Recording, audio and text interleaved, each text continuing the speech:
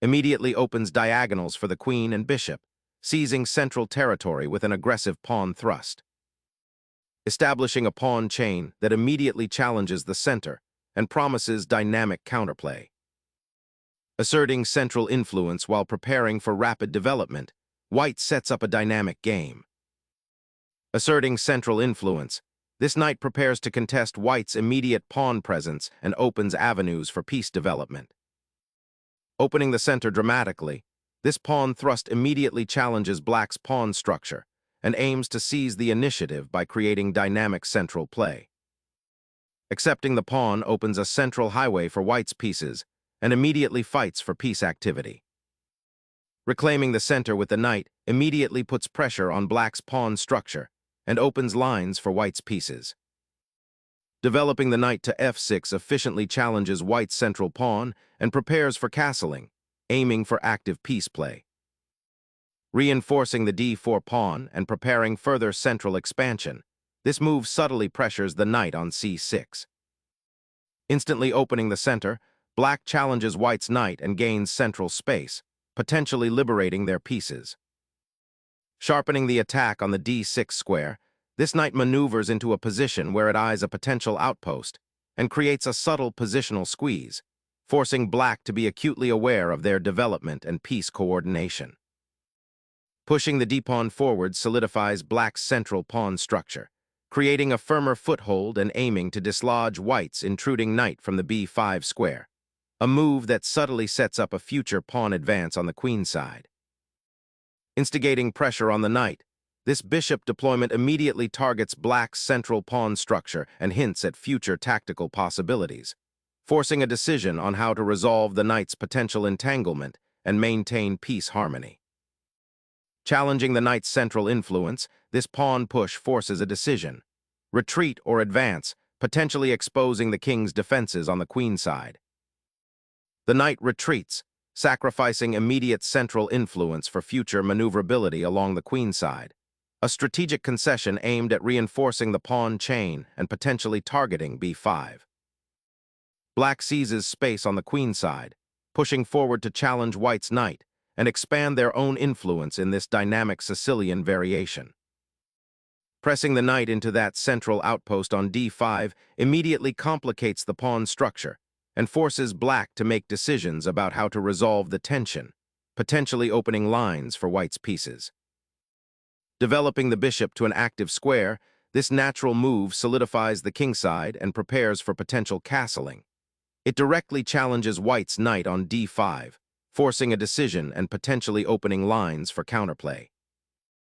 Exchanging the bishop for the knight fundamentally alters the pawn structure, creating doubled pawns for black on the f-file, which can become a long-term positional weakness, especially if white can exploit the open g-file later. This action also frees up white's pieces, potentially leading to quicker development and a more active position in the center. Reclaiming the bishop solidifies black's central pawn structure, a vital step for long-term positional health after the earlier skirmishes. This recapture directly addresses white's aggressive knight excursion, preventing a potential tactical bind and opening up lines for black's queen. Consider how this seemingly simple exchange influences the board's harmony, creating a more robust defensive framework. Fortifying the central pawn structure while preparing to advance the queen's bishop forms the rationale behind this strategic reinforcement, aiming to solidify white's control of key squares. Developing the bishop to a more active square, this piece now eyes the c4 square and supports the central pawn structure while preparing for castling. Rerouting the knight to c2 aims to reposition this piece for better support of the d4 pawn and potential kingside attack, while also clearing the path for the c-pawn's advance. Black reroutes the knight to e7, a seemingly passive repositioning that actually prepares for a more active role in the ensuing middle game, aiming to support potential pawn breaks and reinforce the kingside without sacrificing central influence. Pushing the knight to b4 creates an immediate dual threat on c6, both to the pawn and to the knight. It's a classic example of how piece activity can be dramatically increased by repositioning it to an outpost or a square where it exerts pressure on multiple targets, forcing black to react defensively and potentially disrupting their developing harmony. Securing the king is paramount, and initiating castling here demonstrates a sensible prioritization of king's safety amidst the evolving central tension and potential for white's knights to become awkwardly placed. Initiating a pawn offensive on the queen's side, white aims to disrupt black's solid defensive structure and create potential weaknesses on the b-file. Opening a diagonal for the queen and rook, this capture immediately tackles the pawn majority white is attempting to cultivate on the queen's side, potentially disrupting their intended expansion. Reclaiming material while simultaneously disrupting black's pawn structure, this capture immediately aims to exploit the king's exposed position and create an outpost for the bishop. The aggressive placement of the piece now hounds the queen and prevents easy development of the king side. Black's seemingly solid formation is suddenly fractured, exposing weaknesses that white can relentlessly probe. This is more than just regaining a pawn. It's an active assertion of initiative, forcing black to react and defend rather than dictate the game's tempo. The strategic intent is clear: sow disarray and build an insurmountable advantage. A bold decision to liberate the d-pawn, creating immediate pressure on the queen's side and opening a vital diagonal for the black queen. This exchange, however, grants white a significant space advantage on the king's side, potentially leading to a dangerous pawn storm. Black must now focus on developing harmony among their pieces and finding active counterplay before white's material superiority on that flank becomes overwhelming. The immediate consequence is a shift in the tactical landscape. The previous intricate pawn structure is simplified, but the underlying positional tensions remain. Pawn on d5 now stands as a central pillar, a testament to white's bold sacrifice of material for activity. It commands respect, restricting black's knight and bishop, while also serving as a launching pad for potential pawn storms or even a tactical thrust. This position is no longer about simple development. It's a dance of initiative where every piece must earn its keep. Black must now meticulously neutralize white's pressure, lest this advanced pawn become an insurmountable advantage. Black aims to reposition the bishop, unblocking the c8 square for the rook and potentially preparing for a kingside pawn push to contest the open lines. A clever repositioning of the bishop, aiming to restrict black's queenside maneuvering room and potentially harass the d6 pawn should an opportune moment arise, while simultaneously offering a retreat from immediate tactical complications.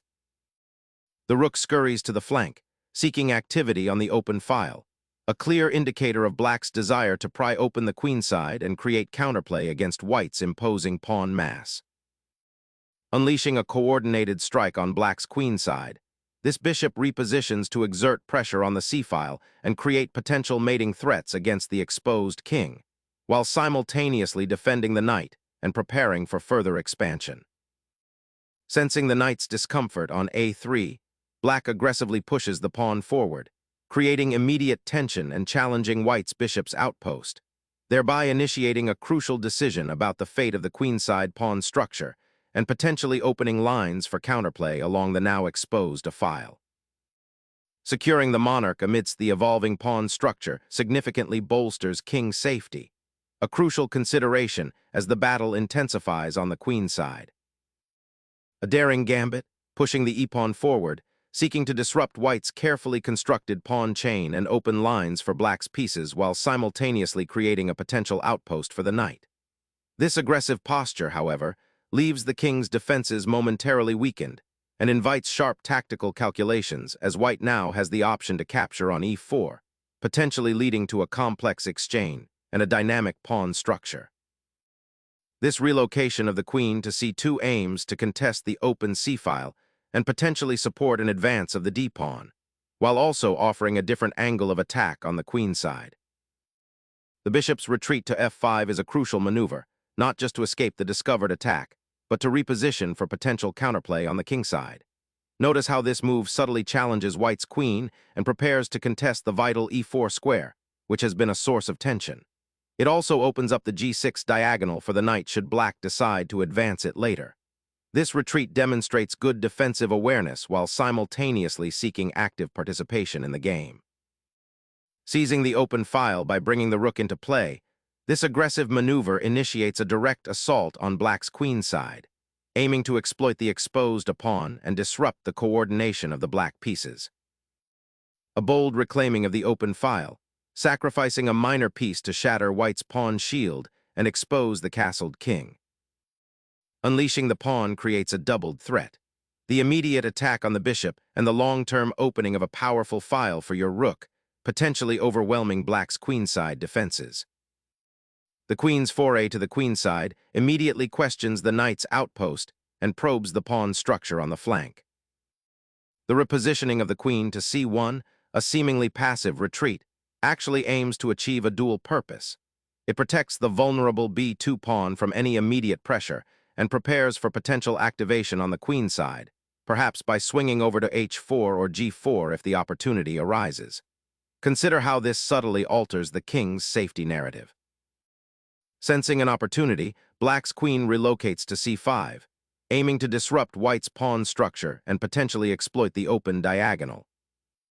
Solidifying the central pawn structure with c4 aims to gain more breathing room for white's pieces and contest the d5 square, preventing black from easily reinforcing their advanced e4 pawn or creating further breakthroughs along the c-file.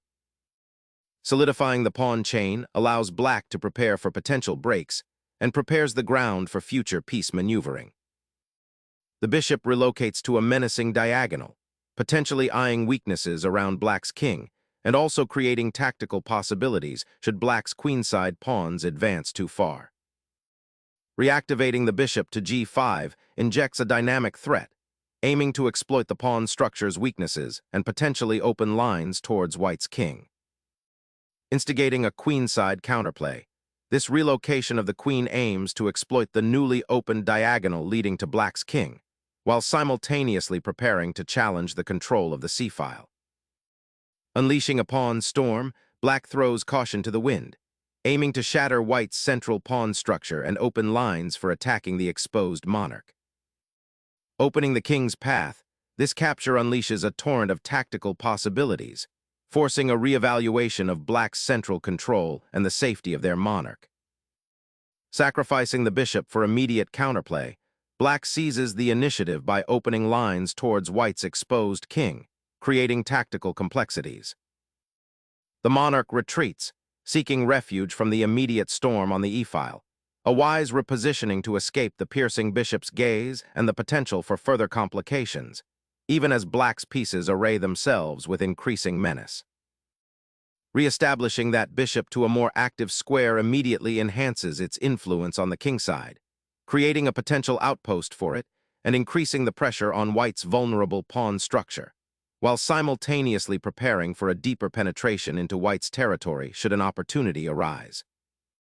Reigniting the pressure on the e-file, this thrust forces black to confront the immediate threat to their king, potentially leading to a cascade of forced exchanges or a desperate defensive posture. Reactivating the bishop to d4, a bold repositioning, now eyes the weakened kingside and potentially prepares for a subsequent advance of the g-pawn, creating a dynamic tension where the open lines around white's monarch could become a serious concern. Opening up the d-file with the queen offers a path for central influence and potential threats against black's compromised king position. Initiating a counterstrike on the king's side, black aims to destabilize white's rather static setup, seizing upon the open diagonal for the bishop and the newly created pawn weakness near white's monarch. Unleashing a knight's potent influence, this maneuver injects a dynamic threat towards black's weakened kingside, aiming to exploit the open lines and potential peace activity it creates. It simultaneously shores up white's central presence, preparing for a more assertive approach to controlling key squares.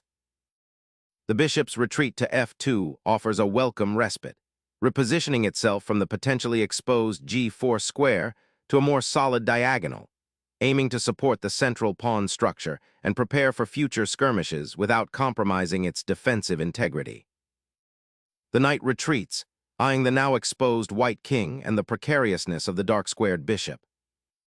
A courageous attempt to revitalize the queenside, bringing the bishop back into the fray with a subtle repositioning, hoping to exploit the potentially awkward placement of white's rook after the recent exchanges and disrupt any immediate plans of pawn advancement. Unlocking the kingside pressure is the immediate objective as the queen repositions to enhance the assault.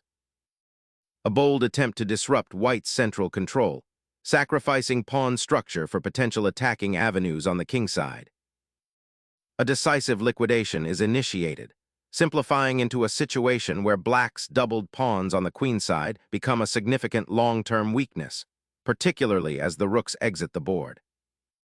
The exchange of bishops immediately signals a shift towards an endgame, where pawns become the primary battlefield. Watch for potential passed pawn creation now. Opening up the kingside pawn structure, the pawn push aims to create a potential passer on the h-file, but it might also leave the king with fewer defensive allies if play intensifies on that side of the board.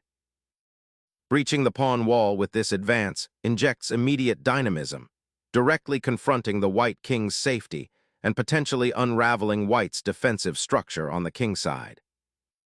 Unleashing the pawn chain's latent power, this capture on f3 opens a dangerous diagonal for white's queen and aims to disrupt black's advanced passed pawn while creating potential weaknesses around the black king.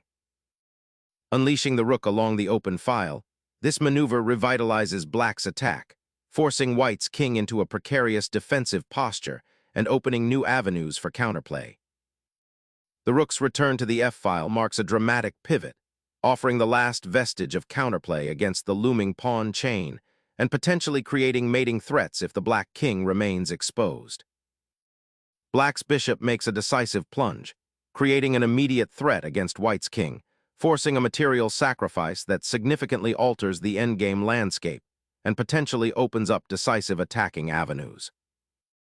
The white king, now exposed on the wing after the pawn shield disintegrated, faces a perilous endgame where active piece play from black can create immediate threats.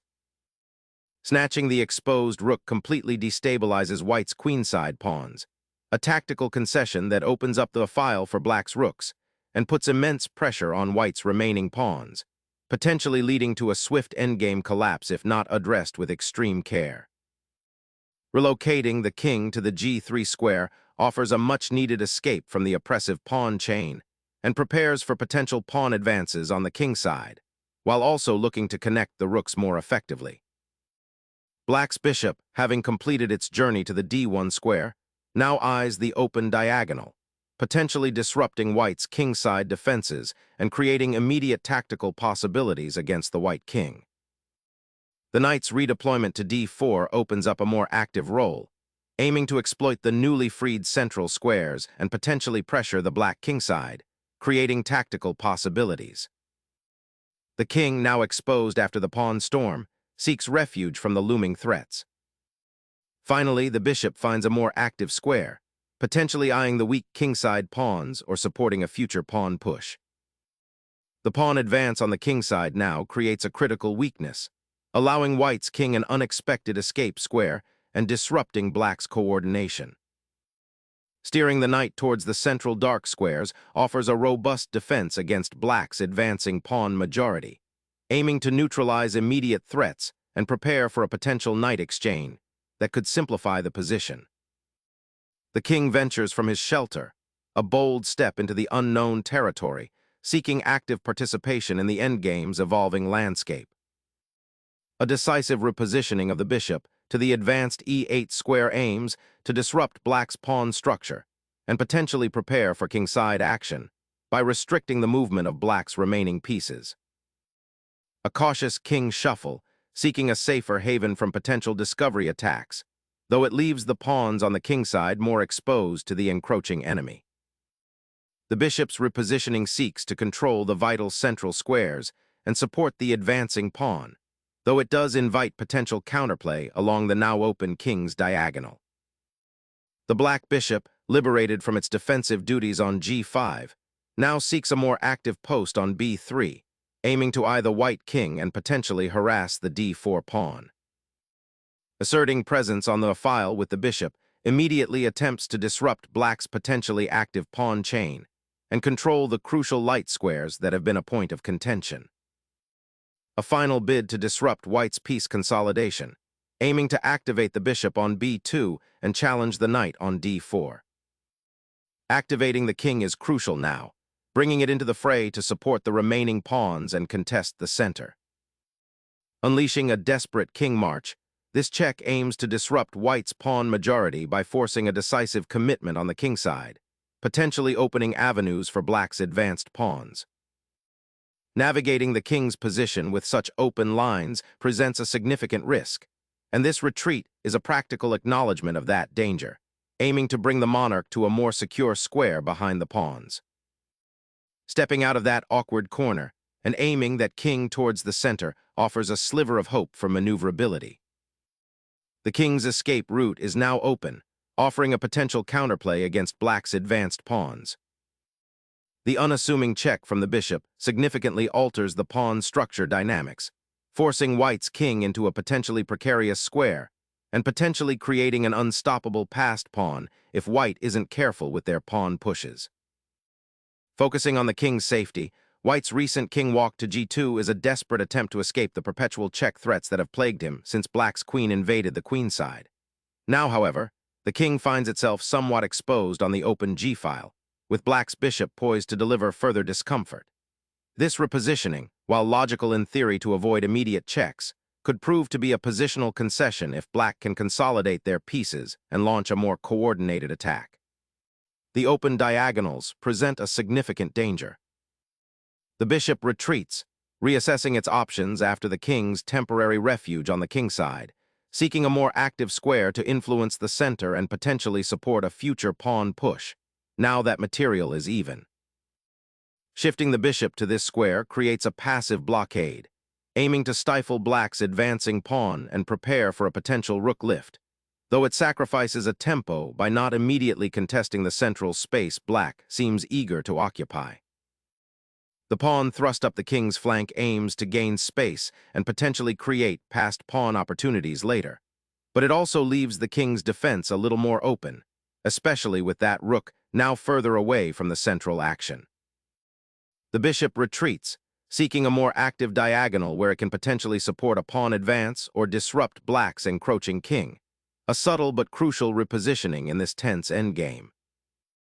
The king's perilous trek towards the center, once a desperate flight, now aims to harness the pawn storm brewing on the kingside, seeking a supportive role rather than being a mere target in this imbalanced material situation. Re-establishing contact with the b2 bishop is the immediate priority as the king must now navigate back to safety. Shifting that bishop to the queenside aims to disturb white's rook and king coordination, potentially preparing a pawn advance or seeking a safer square before white's next king maneuver. Reclaiming the outpost for the bishop at b5 offers a crucial defensive stance, shielding the pawn chain from further aggression and preparing to support a potential pawn push on the queenside, aiming to restrict black's king's mobility. The black bishop, now freed from its confinement on the d1 square, seeks to disrupt white's carefully constructed kingside pawn barrier and potentially stir up some chaos around the exposed monarch. The monarch, seeking refuge from black's persistent pawns, retreats to a safer square, preserving its position while the opposing king continues its adventurous foray up the board.